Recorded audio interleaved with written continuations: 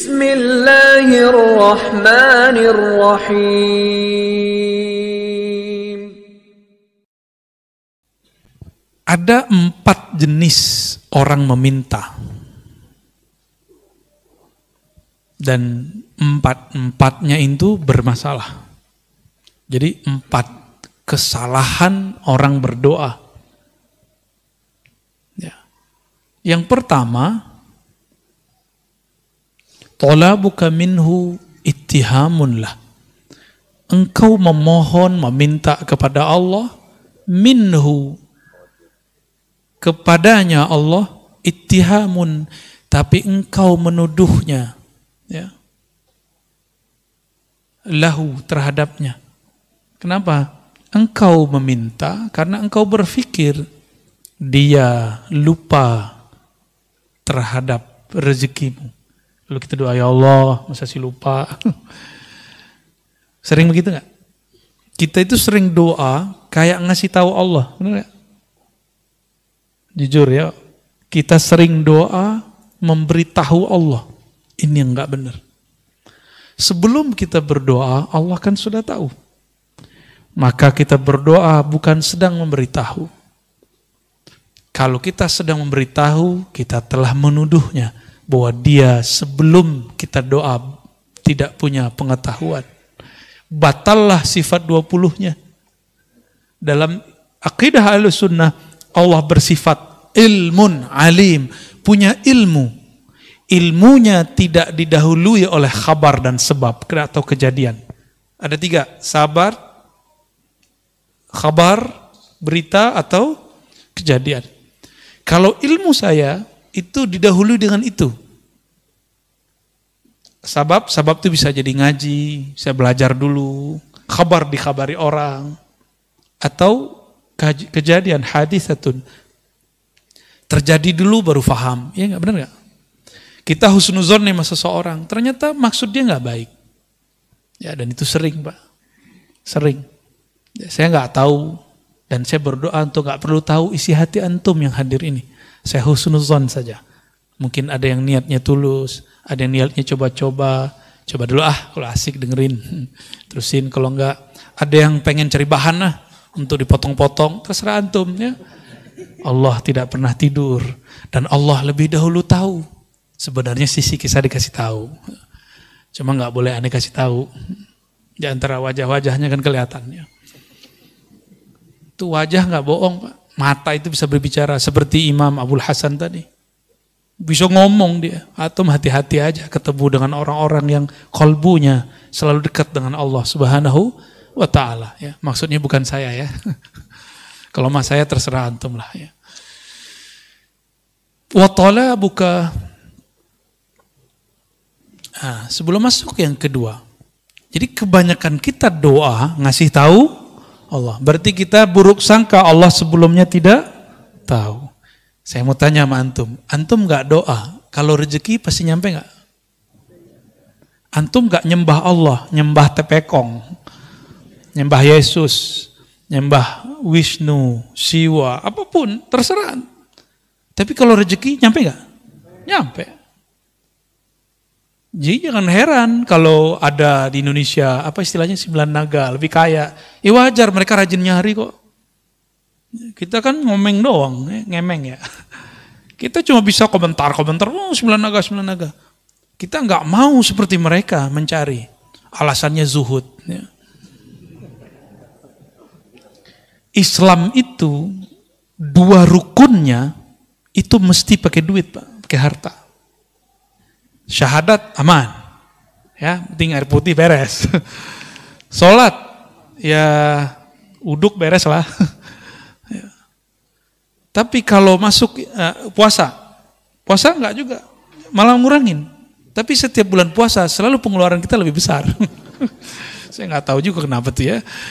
Dan yang keempat, kelima itu butuh duit. Bahkan seakan-akan Allah berpesan, kamu carilah dunia supaya kamu bisa berbagi. Itulah pesan dari rukun Islam yang keempat.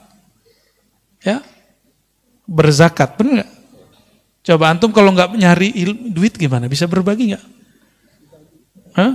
Tapi ada tauhid di situ.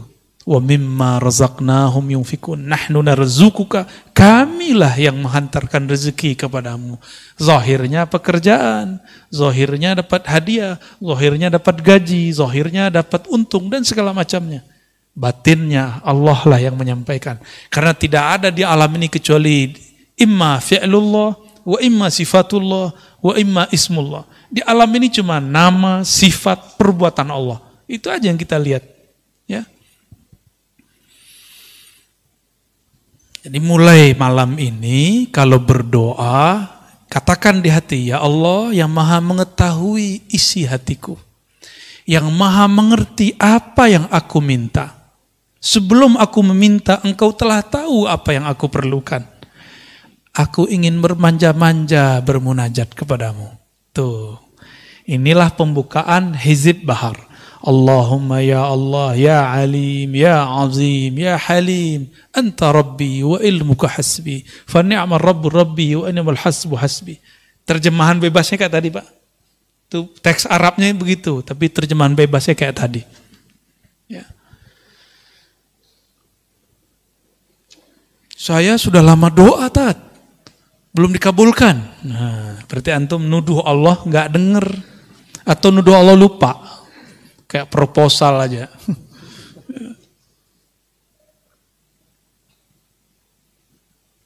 Wa talabuka lahu ghaibatun minka anhu. Engkau, yang kedua, pertama talab minallah, yang kedua talab lillah. Apa talab lillah? Kita meminta untuk Allah atau karena Allah. Nah, orang-orang seperti ini, kenapa dia kemudian mencari rasa supaya Allah itu ada? Berarti dia merasa Allah itu pernah tidak ada. Gawat nggak? Yang hilang, muncul, hilang, sadar, tidak sadar itu kita atau Allah? Ya. Nah, ini kalau diterjemahkan talabuka lahu, tuntutanmu terhadapnya supaya dia ingat, supaya dia menjawab, itu karena kamu ghaibah, hatimu tidak terkoneksi kepada Allah. Maka orang sering ngomong gini kayak tadi, saya udah minta kok, saya udah doa bertahun-tahun kok, tapi kok Allah tidak jawab. Ya, berarti hatinya ketika doa tidak terkoneksi kepada Allah. Dan dalam hadis yang sahih disebutkan bahwa Nabi SAW bersabda, Innallaha la yujibu, Allah tidak menjawab. Apa yang tidak dijawab? Doa dari orang yang min qalbin ghafil, dari kolbu yang lalai. Allah nggak jawab. Ya, contohnya seperti ini. Saya nih, anggap saja saya direktur, ya. Oke, nih kita khayal-khayalan. Nih lagi halu nih ya. Bapak datang, Bapak GM saya, ya, bawa proposal. Keren kan? Bawa proposal. Udah 3 hari, saya nggak approve. Boleh nggak ngeyel Pak? Direktur, gue udah ngasih 3 hari, lu kok lupa? Boleh nggak gitu? Pecat besok langsung ya? Hari itu saya pecat langsung. Tapi Allah itu maha baik Pak. Kita nggak pernah pecat dari seorang hamba. Ya. Paling turun-turun dikit. Ya, palingnya itu masalahnya Pak. Gak usah ke Allah, ke manusia aja gak boleh begitu. Maka Allah tersinggung jika ada seorang hamba mengatakan, aku telah berdoa, tapi dia belum kunjung menjawab. Ya, saya udah sholat bertahun-tahun kok, tapi Allah gak jawab juga. Sama, antum khidmah di masjid nih. Tiba-tiba pengurus ganti, kurang dihargai. Ngomong, saya ini udah banyak berkorban di sini. Kalau nggak ada saya, masjid ini nggak jadi. Itu ditolak langsung itu di sisi Allah. Saya sudah ketemu orang begini bertahun-tahun dan banyak. Bisa jadi di majelis, bisa jadi dimanapun. Hati-hati. Ciri-ciri orang yang diterima amalnya, dia lupa kalau dia beramal. Ciri-ciri orang sedekahnya diterima, dia lupa berapa yang dia kasih. Lupa di situ artinya dia nggak mau sebut-sebut. Ciri-ciri orang yang diterima pengabdiannya, dia tidak merasa telah mengabdi kepada Allah ya, kepada rumah Allah, kepada majelis-majelis yang kita, ini kan majelis nih Pak.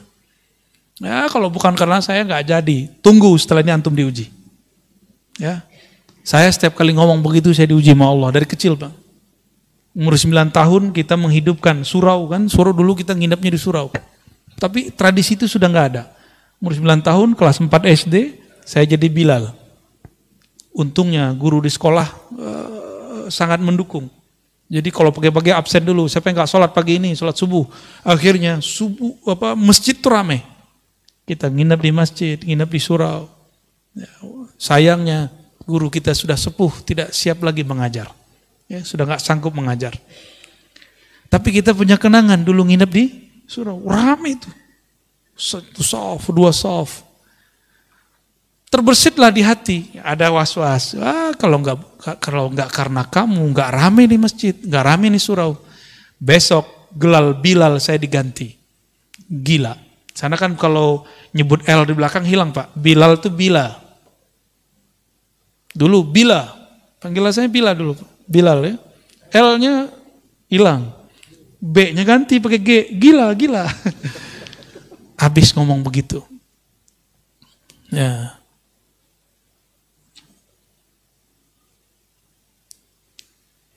Yang ketiga, talabuka li ghairihi. Engkau menuntut, memohon pertolongan kepada selainnya. Perlu digarisbawahi, tawassul bukanlah memohon kepada selain Allah. Tawassul itu hanya meminta kepada Allah. Terus kenapa perlu menyebut nama guru-guru?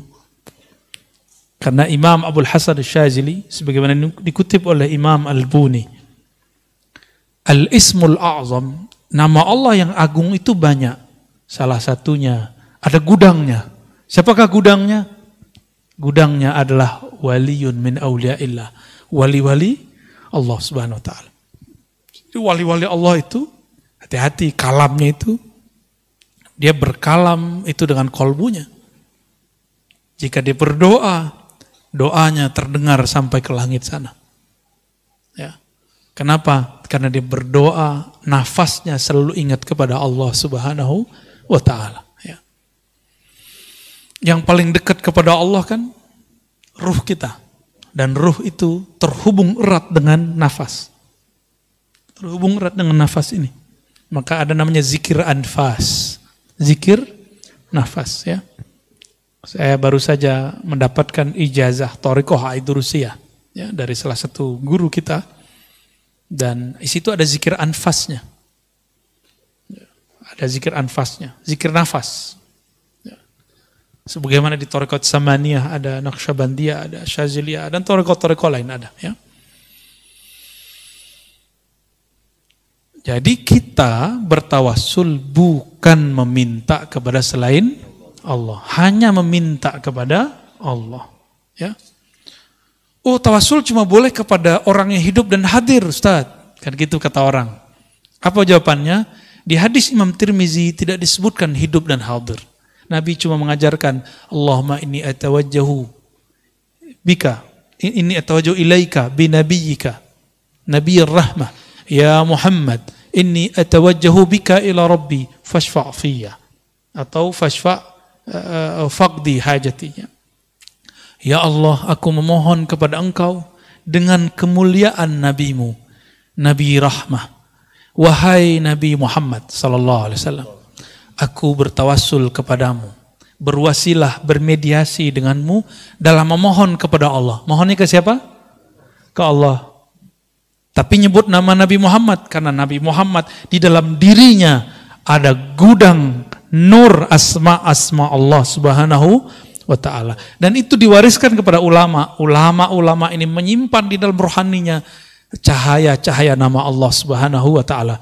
Saya boleh sampaikan, qalbul awliya, qulubul awliya, khazainu asma'illahi ta'ala. Qalbunya para wali-wali Allah adalah perbendaharaan nama-nama Allah Subhanahu wa ta'ala. Kalau dulu Imam Ghazali dalam kitab Ihya beliau mengatakan dadanya para ulama adalah kuburnya ma'rifat dan asrar. Kubur itu diziarahi enggak? Diziarahi enggak? Imam Ghazali ini ngomong. Antum kalau nggak percaya yang pertama, yang Ghazali aja deh yang dipercaya. Kalau aneh kan ngomong, kolbunya para aulia adalah kumpulan gudang nama-nama Allah Subhanahu wa taala. Sedangkan Imam Ghazali lebih dahsyat lagi, beliau berkata, apa kalamnya? Sudurul ulama kuburul ma'arif, kuburul ma'rifah wal asrar.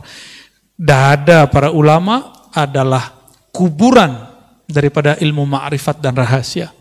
Itu sebabnya ulama dikunjungi.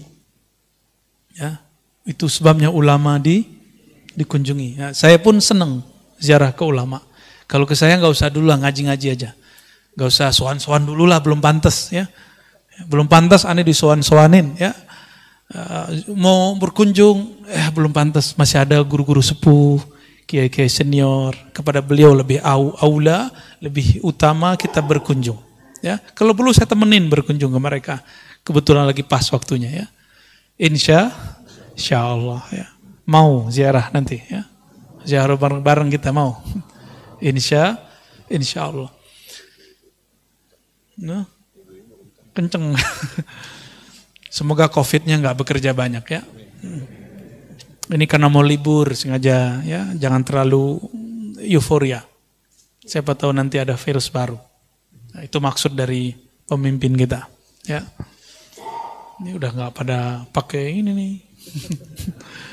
Ya, ini rahasia kita aja ya.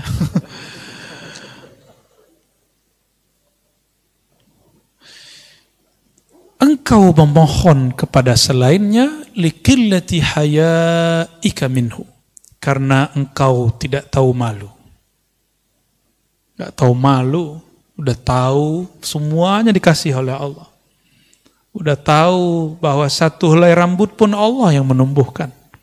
Sudah sadar bahwa kita ini baiknya karena Allah yang membaikkan.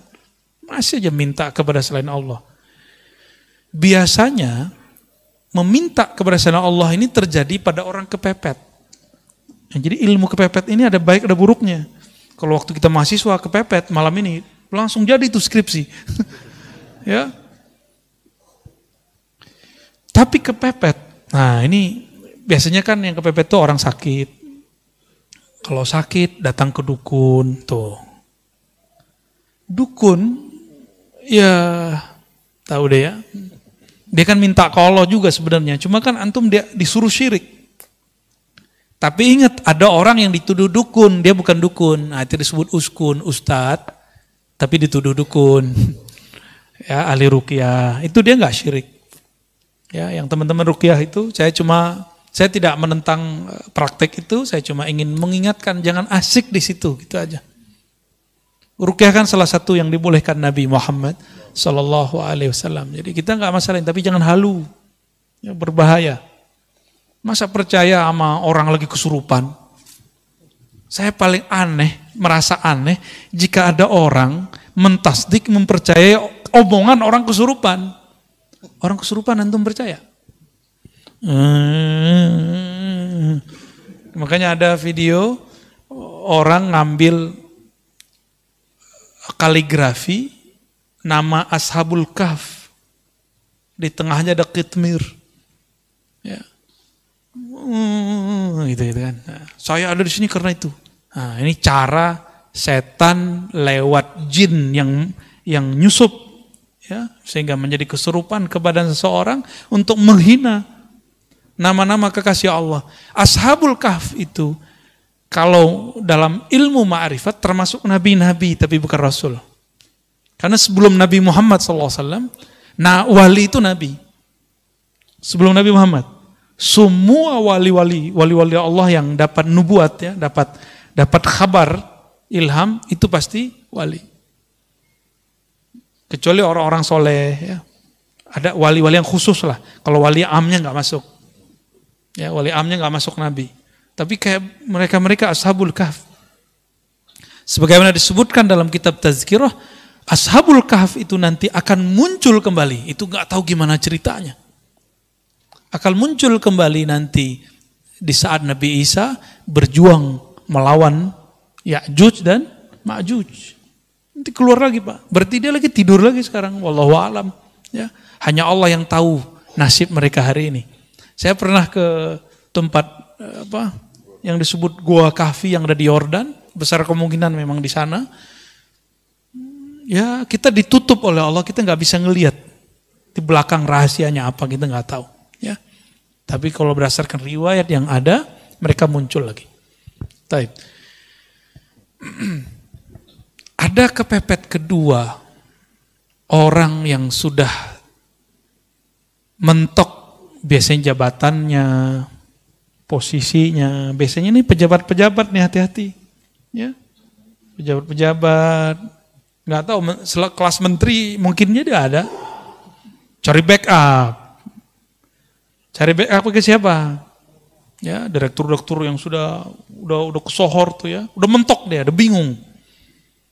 Nah, cari backup, mau cari backup ulama, terjebaknya kepada dukun yang berbaju ulama.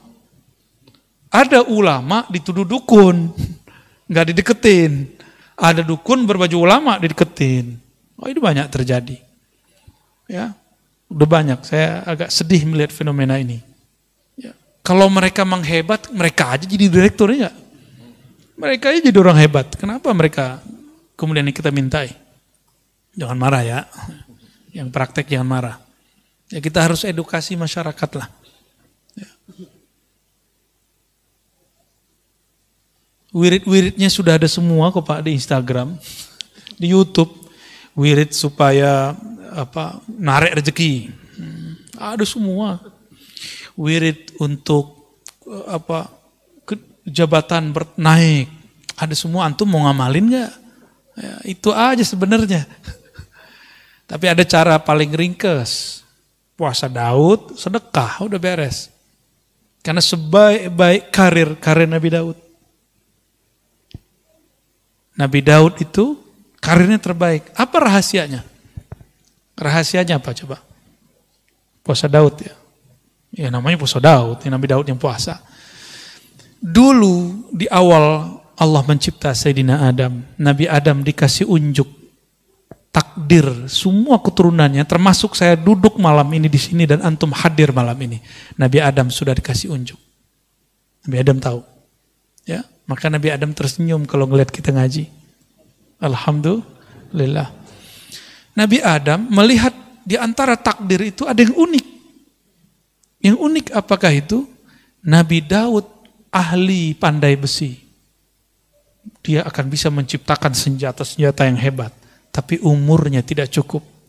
Umurnya barangkali cuma sampai umur 60-70. Anggaplah 70.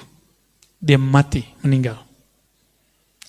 Akhirnya Nabi Adam mengatakan seandainya, ini wahyu ke dalam hatinya. Jadi wahyu itu ada macam-macam juga, ada yang sudah di Lauh Mahfuz, ada yang langsung ke dalam ruhnya para nabi. Ini tingkatan-tingkatan wahyu Pak. Yang sudah sampai, jadi Allah berkalam ke Lauh Mahfuz, itu babnya kudrat iradat, kita sebut takdir. Ada yang masuk ke dalam ruhani para nabi dan para wali. Nah ini namanya bukan takdir, namanya rahmah. Ya, karena aras itu adalah tempat Allah mengejawantahkan rahmatnya. Disebutlah Ar-Rahman 'alal arsy istawa. Terhadap aras lah Allah meratakan, melimpahkan rahmatnya. Aras itu di atas langit. Antara langit dan aras ada takdir, Lauh Mahfuz. Berarti hukum aras lebih tinggi daripada hukum Lauh Mahfuz. Seperti, mohon maaf, kolonel, atau kalau di polisi apa namanya? Kombes. Kombes punya suatu kebijakan. Terus ada atensi dari jenderalnya, jenderal bintang 1. Berubah nggak dia? Berubah. Di dunia aja begitu, gimana di langit nggak? Ini kan cuma imitasi yang di sana. Yang ada di alam ini adalah imitasi. Apa arti imitasi? Ya, tiruan yang di sana, yang hakiki yang di sana. Nah, langsung hukum arsyah, hukum rahmat yang disebutkan di dalam Al-Quran, ya, bahwa rahmat Allah mendahului ghadabnya. Di hadis qudsi juga disebutkan begitu. Rahmat Allah mendahului murkanya. Dalam sebuah lafaz ada kalimat dia diskusi misalnya inna rahmati sabaqat ghadabi, sesungguhnya rahmatku mengalahkan mendahului ghadabku. Ghadab itu hukum lauh mahfuz, murka, sedangkan rahmat hukum arsyiyah. Berarti ada ilmunya kan, ini bukan buatan Ar-Razi, bukan akidah baru. Ada dalilnya semua. Kita nggak mungkin keluar kalam sesuatu tanpa ada dalil, ya, nggak mungkin ya. Saya membawa bid'ah kalau mengatakan itu. Sayyidina Adam alaihissalam kemudian mengatakan, ya Rabb, ini kan bisa diilhami, berikanlah 30 tahun umurku, anugerahi untuk anakku. Nah, gitu sayangnya sang ayah Abul Bashar, bapaknya manusia, kepada keturunannya. Benar gak sayang sama anak? Kita ngeliat anak kita sakit, apa kita ngomong, ya Allah, kalau kau mau ambil saya aja. Kira-kira begitu. Ya. Ini kok ada ya orang ngomong ya, terhadap orang yang pernah belajar sama dia, ente murtad, ente kafir, kan aneh kan? Kan gak pantas begitu. Berarti dia gak pernah merasa jadi guru yang sebenar-benarnya. Karena guru yang ada mengayomi, mendoakan kebaikan, bukan memvonis. Ya. Itu aneh kalau itu terjadi. Seorang Abul Bashar, karena guru itu Abul Ilm, Abu Talamiz, Abul Muridin. Guru itu adalah ayahandanya seorang murid. Nah, Nabiullah Adam alaihissalam mengatakan, ya Allah, berikanlah 30, nyawanya dikasih. Bukan hanya doa, nyawa dikasih, Pak. Antum ada yang begitu? Saya melihat sosok itu ada di Imam Sya'rani. Imam Sya'rani ketika melihat ada jamaahnya, muridnya sakit, dikatakan, ya Allah, daripada dia yang sakit, saya aja yang sakit. Ada muridnya ketimpa apa, masalah apa, selalu dia mengatakan, ya Allah, takdir dia pindahkan kepadaku, biar aku yang nanggung, kalau dia nanggung dia kafir. Dia putus asa kepada rahmatmu. Dan saya ketemu beberapa wali-wali begitu di negeri ini. Di negeri ini, Pak. Makanya alhamdulillah negeri kita masih ada yang nanggung maksiat kita. Masih ada yang nanggung bala bencana yang disebabkan oleh salahnya kita. Masih ada. Antum bersyukurlah. Ya, jangan suzon lagi kepada orang-orang. Ya, tidak ada orang dimasyhurkan sebagai wali kecuali Allah mengizinkan dia memang seorang wali. Ya, walaupun nanti ada yang menentangnya. Akhirnya Sayyidina Adam, takdir rahmah mengalahkan takdir kudrat iradat. Diberikanlah 30 tahun. Apa yang terjadi? Setelah umur itu dikurangi, berarti umur Nabi Adam berkurang. Datanglah malaikat maut mengatakan, Mas Adam, sekarang saya datang mau menjemputmu. Mau jemput gimana nih? Kan jatuh gue masih ada 30 tahun lagi, kira-kira begitu. Loh, kan bukannya dikasih sama anakmu, udah dipindahin, di lauh mahfuz sudah diganti. Oh, nggak bisa, saya lupa, nggak ada saya ngomong begitu. Itulah awal nisyan ya, waqa ala Sayyidina Adam. Awal kelupaan terjadi pada Nabi Adam. Atas dasar itulah kata Nabi Muhammad SAW, keturunan Nabi Adam pasti akan lupa. Lupa sama Allah, lupa sama Rasulullah, lupa sama anak bini ya. Lupa, emang dari sono. Mau gimana lagi? Hukum rahmah terjadi lagi. Nabi Adam ini kan posisinya lebih tinggi dari malaikat maut. Ya Allah, saya lupa. Menurut saya masih ada 30 tahun lagi. Ya udah, 30 tahun lagi Nabi Adam hidup. Malaikat maut pensiun dini. Diundur. Ya udah, gua ngalah deh. Mundur malaikat maut. Ya. Lucu juga Pak, jadi ada semacam negosiasi juga di alam sana. Ya, menarik nggak cerita begitu? Dongeng apa lagi nih Ar-Razi? Hadisnya sahih kok, cuma saya ceritakan dengan bahasa kita malam ini, itu aja bedanya. Ya. Terus Nabi Daud, ini yang jarang diceritakan. Kenapa kemudian Nabi Daud puasanya sehari puasa sehari tidak? Itu asrarnya ada rahasianya. Untuk menebus hukum rahmah itu, as-sawmu li, puasa itu milikku. Milikku ini hukum rahmah. Maka cara Sayyidina Daud untuk berterima kasih kepada Allah, berterima kasih kepada Nabi Adam, dia berpuasa, puasa Daud. Jadi antum kalau mau ada yang diniatkan ya untuk memperpanjang sesuatu, nah ini kita buka aja rahasianya ya. Ingin mendapatkan sesuatu, ya sifatnya duniawi atau ukhrawi, bahkan makom-makom kewalian, puasa Daud.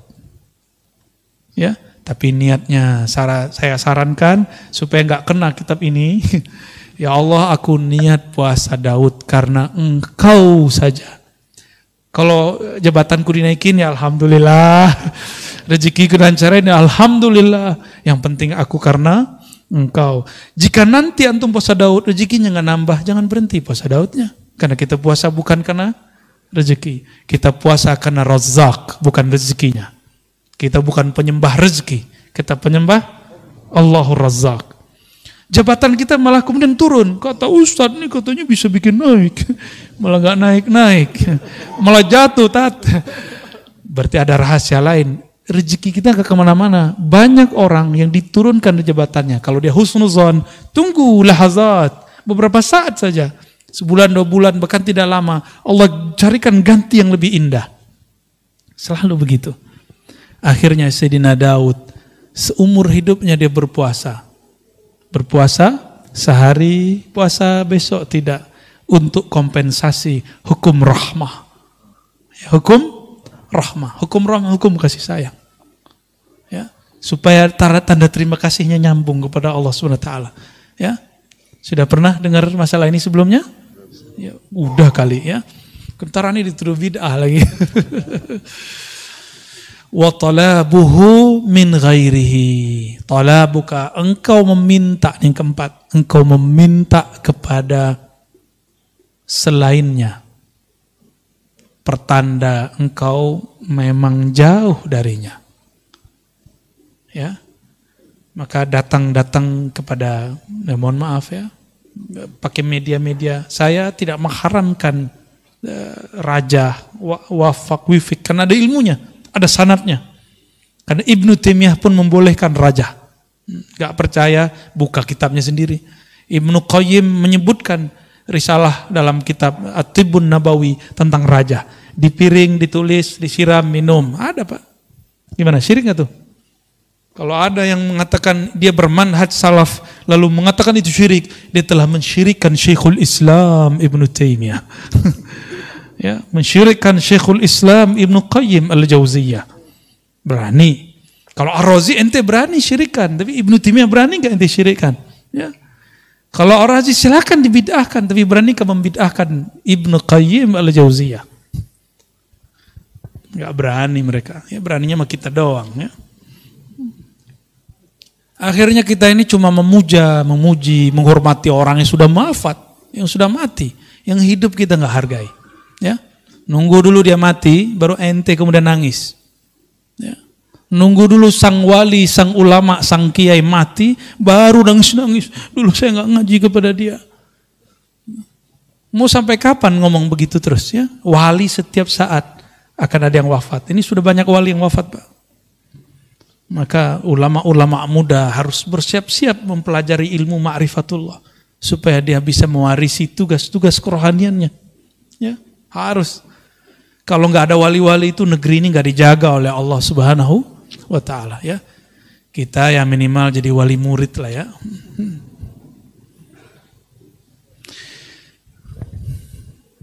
Kenapa orang gelisah? Tahu kenapa orang gelisah? Karena jauh dari Allah Subhanahu. Tapi Allah pernah jauh nggak dari manusia? Allah nggak pernah jauh. Berarti jauh itu ada pada rasa dan pengetahuan. Karena pengetahuannya tidak ada tentang Allah, maka rasanya tidak dekat kepada Allah. Pengetahuan itu bahasa Arabnya ma'rifah. Kumpulannya disebut ilmu. Ya. Jika diamalkan muncullah rasa. Jadi apa yang disebut rasa? Zauq. Zauq itu adalah natijatul amal bil ilm. buah dari mengamalkan satu ilmu muncullah rasa.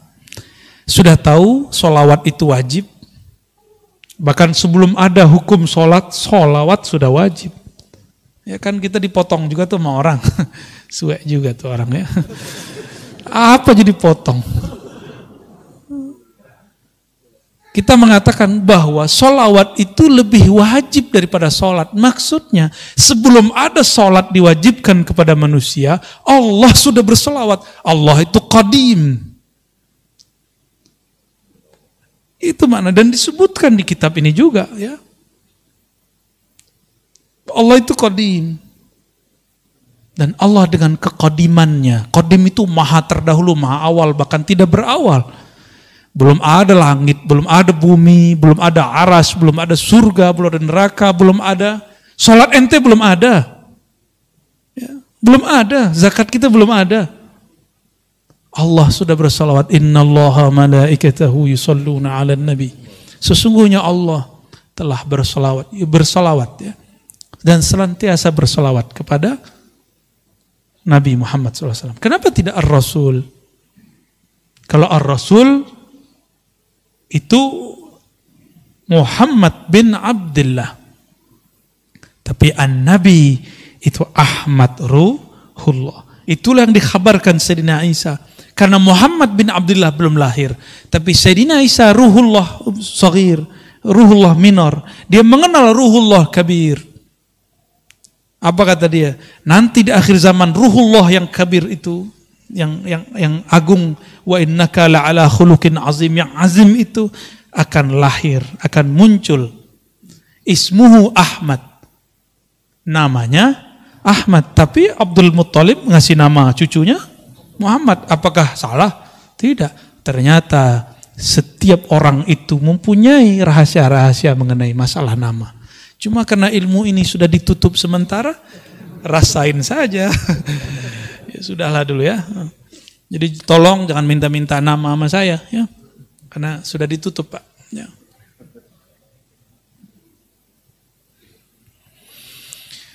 Kalau udah kenal sama Allah, kalau kenal seseorang, udah kenal nih.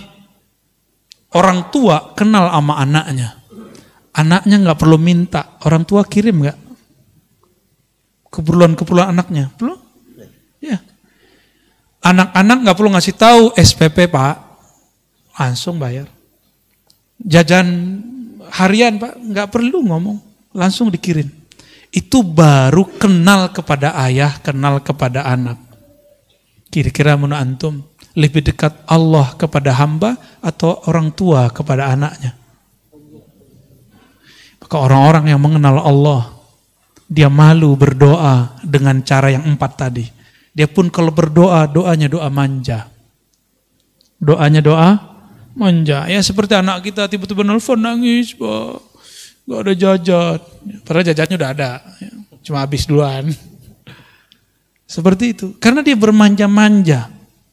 Sekedar ingin melepas rindunya kepada orang tuanya. Seperti itu lebih kurang. Ya, maka berdoalah karena bermanja-manja kepada Allah Subhanahu wa ta'ala. Jangan berdoa itu lagi intimidasi Allah. Ya Allah, saya udah doa nih, udah 2 tahun doa. Masih jomblo aja. Ya Allah, ya Allah.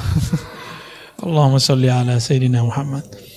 Maka pensyarahnya Imam Ibnu Abbad, beliau mengatakan, فَالطَّلَبْ كُلُّهُ عِنْدَ الْمُوحِدِينَ الْعَارِفِينَ مَعْلُولٌ.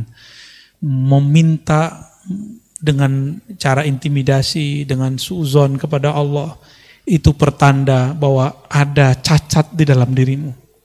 Bahwa engkau belum betul-betul mengenal Allah Subhanahu wa ta'ala. Kita memohon kepada Allah berkah kajian ini, berkah Nabi SAW dan para wali Allah, khususnya Sayyidina Abil Hasan Syazili, Abul Abbas Al-Mursi dan Ibnu Athaillah Sekandari. Semoga Allah menganugerahkan anugerah ma'rifat dalam rohani kita. Amin ya rabbal alamin. Wassallallahu ala nabiyina Muhammad. Ya. Bisa bertanya lagi? Fadhal. Ya. Silakan kepada Bapak, Ibu yang mau bertanya. Kami silakan, ada 2 mungkin pertanyaannya.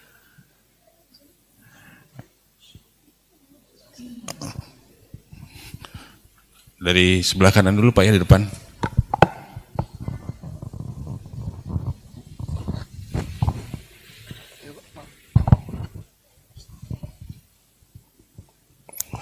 Bismillahirrahmanirrahim. Assalamualaikum warahmatullahi wabarakatuh. Jauh nih, dari Ciledug. Kenapa Pak? Oh ya Buya. Ketemu lagi kita Buya di kajian talim. Mau bertanya mengenai ini Buya, Pak. Allah itu Maha Rahman, Maha Rahim. Tapi saya dari Afan kebayaran lama Pak. Allah itu Maha Rahman, Maha Rahim. Kemudian di titik mana Allah itu murka pada seorang hamba? Itu aja. Saya minta penjelasan dari Buya Ar-Razi Azim. Assalamualaikum warahmatullahi wabarakatuh. Ini pengen cepat ketemu Allah nih kayaknya. Ya, baik. Kapan sih Allah itu murka kepada hamba? Padahal Allah itu menyebut dirinya Rahman dan Rahim. Allah itu murka cuma satu aja Pak. Al-kibriya uridai. Kesombongan, merasa besar, merasa berilmu, merasa mulia. Itu adalah ridai, itu adalah perhiasanku, rida. Ini rida. Ulama dulu pakai ini itu seakan-akan wajib. Seakan, bukan wajib. Secara uruf. Kalau nggak pakai ini kayak taklim nggak pakai kopiah gitu. Ustadz kalau taklim nggak kopiah gimana? Saya sebenarnya kan malas pakai kopiah, garu kepala, ada kotombenya hidup kan. Tapi karena ngormatin bapak ibu ini saya pakai kopiah. Senangnya sebenarnya nggak pakai kopiah, nyamannya. Tapi ulama kita dulu kalau taklim pakai ini. Hatta Sayyidina Ali dia tanggalkan ridanya dan dia mengatakan Nabi wafat. Saya tidak akan menggunakan rida sampai selesai mengumpulkan Quran kecuali hari Jumat, sholat Jumat. Jadi sholat Jumat beliau pakai ini. Kan dulu waktu salah satu guru saya setiap Jumatan selalu pakai ini. Tapi di akhir hayatnya karena Ciputat mulai gerah, beliau udah jarang pakai ini. Kita malu juga pakai itu. Tapi aslinya pakai ini. Akhirnya kita setiap kali sholat pakai terus. Tapi jangan taruh di tempat sejadah Pak. Bukan begitu. Ini pakaian badan, pakaian di sini. Maka saya menyarankan kalau kajian hikam silakan ya dibeli, ya dipakai di sini. Ya siapa tahu nanti jadi kayak anak panti kan. Semua yang ngaji pakai ini. Bukan Pak, ini serius. Ini sunnah, ya sunnah adab. Ya. Kapan Allah murka? Ketika perhiasan-perhiasannya kita ambil. Apakah perhiasannya Allah? Itulah 7 sifat ma'ani. Kudrat, iradat, ilmun, hayat, sama, basar, kalam. Kudrah, kekuasaan, kemampuan. Hati-hati orang-orang yang sekarang mempunyai kemampuan. Baik dia umara ataupun ulama. Jangan pernah merasa ente sendiri yang buat begitu. Tapi Allah lah yang mau nitipkan itu semua. Pimpinan pesantren, hati-hati. Pimpinan thariqah, pimpinan majelis. Kudrat iradat yang Allah berikan itu. Termasuk kepada wali. Wali doa, tembus. Berarti dia fana dalam kudrat iradat Allah. Karena orang yang asik dengan 2 nama ini, doanya akan makbul.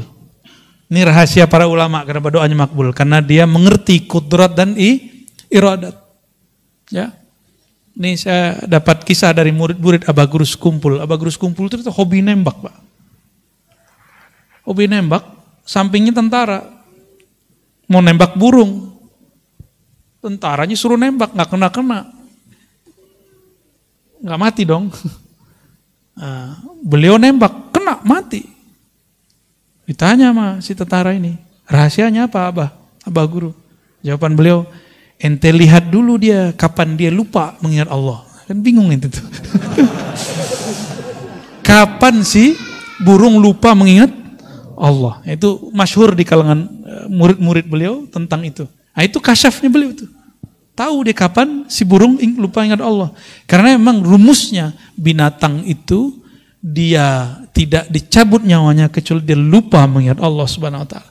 Jadi kena nggak kena sebenarnya nunggu aja tuh udah lupa atau belum. Ya. Kira-kira seperti itu. Nah, kudrat iradat saya, ilmu yang saya dapat, itu kan ilmunya Allah semua. Bapak nih sukses, ilmu apa aja loh Pak ya, bukan ilmu agama aja. Ilmu ngurus sesuatu, lawyer dengan ilmu pengacaranya, ilmu hukumnya, ya, hakim dengan ilmu kehakimannya, pemerintah dengan ilmu politiknya, semuanya. Ulama dengan ilmu keagamaannya sama aja. Nah, ini contoh saya merasa saya yang berilmu. Kalau nggak sama gue nggak jadi. Tuh dulu murid gue tuh, kalau nggak sama gue nggak jadi dia tuh. Ya, kalau ada yang begitu Pak, lewat sudah. Itu bukan ilmu dia. Dan dia bukanlah orang yang membuat si murid jadi. Apa buktinya? Saya punya murid di satu kelas. Dari 40 murid, kenapa cuma 5 orang yang jadi? Padahal jamnya sama, tempatnya sama, kitabnya sama, gurunya sama, ocehannya sama, tugasnya sama, ujiannya sama. Karena memang Allah pilih, ini Allah kasih, ini Allah enggak Allah kasih. Gitu ya? Ya. Maka caranya supaya tidak dimurkai Allah, jangan anggap yang 7 itu Allah pinjamkan kepada kita. Ya. Ilmu hayat, hidup, sama, memandang, mendengar, berkalam. Semua itu pinjaman dari Allah. Inilah yang disebut amanah. Jadi apakah yang diamanahkan Allah? Inilah perhiasan-perhiasannya. Jangan pernah merasa ini milik kita. Siapa yang mengakuisisi milik Allah, maka Allah murka kepadanya. Dulu iblis Azazil ingin mengakuisisi kolbu manusia. Kolbu itu kan tempat Allah memandang. Yanzuru ila qulubikum. Allah memandang ke dalam kolbu. Itu bahasa hadis. Kalau bahasa ma'rifatnya, Allah bersemayam ke dalam kolbu hamba. Bukan berarti Allah menempati kolbu, bukan, bersemayam di situ, istiwa. Memandang dengan rahmatnya. Meliputinya. Kan istiwa artinya, bersemayam itu artinya meliputi. Dan kolbu itu lebih luas dari langit dan bumi. Maka disebutlah kolbu itu arsullah. Kolbu itu seperti aras pada langit bumi. Tapi kolbu bukan aras. Ingat, kolbu bukan aras. Ketika syaitan, iblis mengatakan, ya Rabb, izinkan aku menguasai kolbu Bani Adam walaupun sesaat. Itu dia mau akuisisi kolbu manusia, enggak diizinkan. Inilah asbabul wurudnya. Kenapa kemudian iblis hanya diizinkan mengalir di semua darah? Inna syaitan yajri majrad dam. Tahu hadisnya? Sesungguhnya syaitan mengalir di setiap pembuluh darah, tapi tidak diizinkan masuk ke dalam kolbu. Dia cuma bisa ngirim pesan was-was. Makanya orang kalau was-was, jantungnya berdebar, nggak nyaman aja. Nah, kalau itu terjadi, baca ta'awuz, lalu syahadat. Nih, ingat-ingat, pertama ta'awuz, a'udzubillahi minasyaitonir rajim. Aku berlindung kepada Allah dari syaitan yang rajim, yang memberi was-was. Lalu syahadat, asyhadu an la ilaha illallah. Kalau hafal, baca surah Al-Hadid ayat 3 7 kali. Huwal awwalu wal akhiru wal zahiru wal batinu wa huwa bikulli syai'in alim. Dipahami maknanya. Dialah yang maha awal, semuanya bersumber darinya. Dialah yang akhir, semuanya abadi, semua yang dari Allah abadi. Selain Allah tidak ada yang abadi. Ya. Dialah yang zahir, dialah yang batin, dan dia maha mengetahui segala sesuatu. Hatta was-was ini Allah sudah tahu. Baru kita kemudian Fatihah, tawassul kepada Rasulullah SAW, lalu kita bersolawat. Insya Allah was-wasnya hilang. Di bawah zikir, Pak. Lalu zikir di kolbunya. Zikir apa yang antum tahu? La ilaha Allah, la ilaha illallah. Banyakin la ilaha Allahnya. Insya Allah dalam hitungan detik, was-was akan hilang. Perasaan gak nyamannya langsung gak hilang. Insya Allah ya. Ada lagi? Oke. Assalamualaikum warahmatullahi wabarakatuh. Perkenalkan, saya Edi dari Joglo. Joglo? Ya, Joglo. Kirain Jonggol, Pak. Joglo, ya. Kembangan ya maksudnya. Oke, baik. Ustadz, ini sebenarnya menyangkut pikiran saya gitu ya. Maksudnya, saya ngikuti kajian Buya itu 1 tahun terakhir lah. Itu termasuk apa ya? Kayak belajar ya tarekat hakikat, belajar memahami. Nah itu saya mengalami sesuatu yang memang aneh sebenarnya ini. Ketidaktenangan itu saya mulai tahu ketika saya memikirkan mengenai kisah iblis Adam dan Hawa. Kemudian Allah Subhanahu wa Ta'ala. Saya pertanyaan gini, Adam dan Hawa itu terusir dari surga karena iblis. Kemudian memakan buah guldi. Nah, pertanyaan di sini adalah bahwa itu pikiran saya yang membuat saya tidak tenang terus terang. Jadi gini. Apa pertanyaannya? Apakah buah guldi yang dimakan Adam dan Hawa itu diambil dari pohon zakum? Nah, itu pikiran saya itu mengganggu pohon zakum. Oke, baik. Yang membuat Adam Hawa itu terbakar. Itu iblis berusaha untuk membakar Adam dan Hawa, kemudian dia turun dari surga. Baik. Cuma itu aja sih membuat biar ini menyangkut hubungannya dengan itu. Itu pohon yang ada di neraka. Ingat, zakum itu pohon yang ada di neraka. Jadi di neraka ada pohon, Pak. Pohonnya nggak ada daunnya, nggak ada daun kayak di sini, nggak ada penghijauan juga, soalnya ada pemanasan. Zakum bukan pohon surgawi. Adapun syajaratul khuld bukan buah khuldi. Lafaz siapa? Syajaratul khuld. Pohon keabadian itu artinya. Syajarah pohon, khuld abadi. Yang iblis bisikkan, "Hei Adam, hei Hawa, jika engkau mengkonsumsi buah ini dari pohon itu, engkau akan menjadi golongan yang tinggi atau malaikat atau menjadi makhluk yang unik lah." Adam tergoda nggak? Nggak tergoda, Pak. Nanti antum cari di Quran yang membuat Nabi Adam mau makan buah khuldi bukan karena godaan Sayyidatuna Hawa, bukan.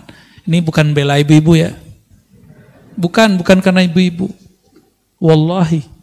Lafaz wallahi itulah yang membuat Nabi Adam mau ngalah. Karena Nabi Adam mengerti rahasia nama dan besarnya kualitas sebuah nama. Ya.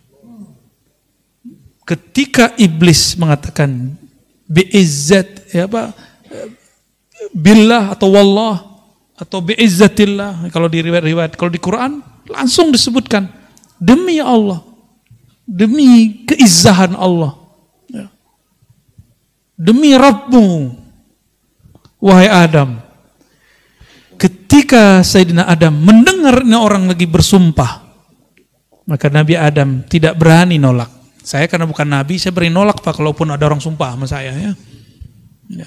Ada dulu yang minta rida kita pakai sholawat. Pertama saya pura-pura gak dengar, Pak.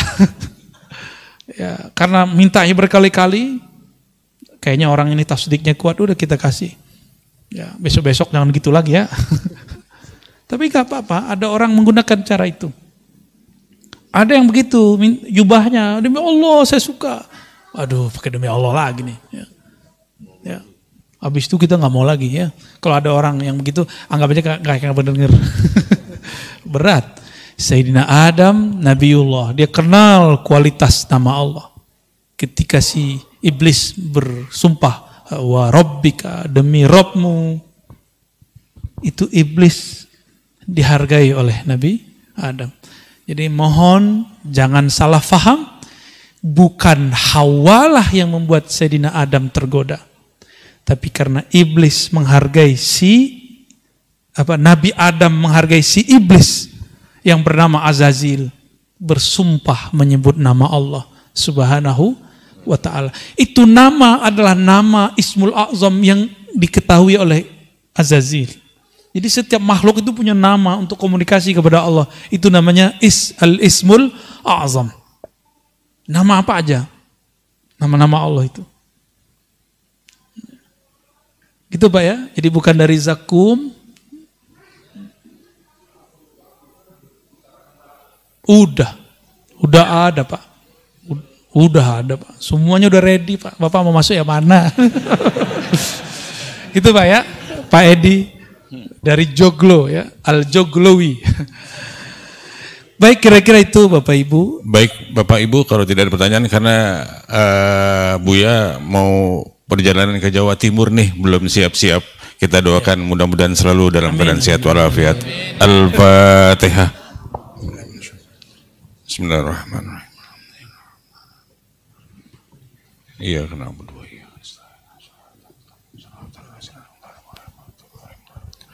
Baik Bapak Ibu yang dimuliakan Allah, terima kasih.